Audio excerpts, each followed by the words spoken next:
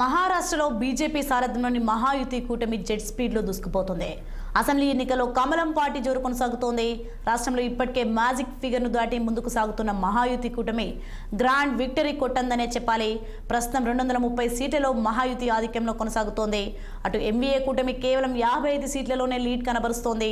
ఈ సాయంత్రం BJP central ఆఫీసులో విజయోత్సవ వేడుకలు జరగనుంది. సాయంత్రం ప్రధాని మోదీ ప్రెస్ కాన్ఫరెన్స్ నిర్వహించనున్నారు.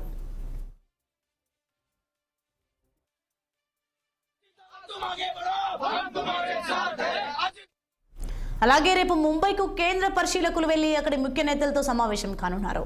అదేవిధంగా సోమవారం మహాయుతి శాసనసభాపక్షం ఎల్పీ భేటీ కానున్న నేపథ్యంలో ఈ నెల 26 లోపే కొత్త సీఎం ఎంపిక చేయనున్నట్టు తెలుస్తోంది.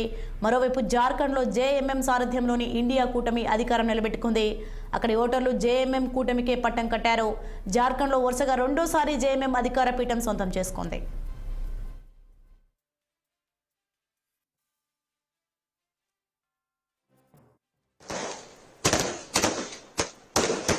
ఆయన వర్గం సంబరాల్లో మునిగిపోయింది.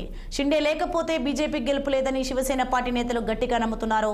ఈ క్రమంలో సీఎం పదవిపై ఏక్నాథ్ షిండే కీలక వ్యాఖ్యలు చేశారు. మహారాష్ట్రలో మహాయుతికి బంపర్ మెజార్టీ వచ్చిందన్నారు.